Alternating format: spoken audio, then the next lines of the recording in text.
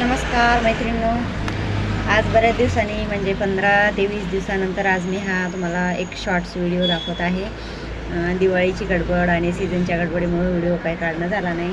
तर आज सुरुवात करते मी की छोट्या छोट्या आपल्या टिप्स असतात मैत्रिणींना सांगायच्या, की ब्लाऊजच्या बाबतीत काही छोट्या मोठ्या गोष्टी असतात त्या मी सांगणार आहे।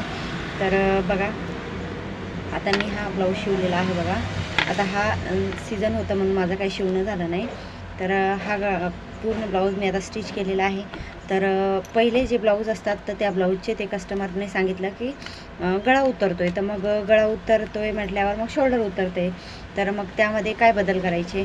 तर बघा, हा ब्लाऊज आहे ना, ह्या ब्लाऊजचा समोरचा जो भाग आहे तो भाग आपल्याला कमी करायचा असतो। तर काय करायचं, जेव्हा आपण कटोरीचा आकार घेतो ना त्यावेळेस काय करायचं, आता ही कटोरीचा आकार आहे बघा, हा थोडासा मोठा आहे आणि इथं घेतलाय मी थोडासा लहान घेतलाय। तर असं जर आपण छोट्या मोठ्या गोष्टी जर केल्या तर आपला जे शोल्डर वगैरे उतरतं तर त्यामध्ये थोडंसं सुधारणा होऊ शकते। तर मला हेच सांगायचं होतं तुम्हाला की जे समोरचं शोल्डर वगैरे गळा वगैरे उतरतो खालच्या साईडला येतो, तर त्याचं हे पण कारण असतं की कटोरी बघा आता इथं थोडासा मोठा केलेला आहे बघा, आणि हा मोठा आहे आणि हा मापाचा आहे तो मोठा आहे, आणि जो मी आता शिवला आहे तो थोडासा कमी आहे।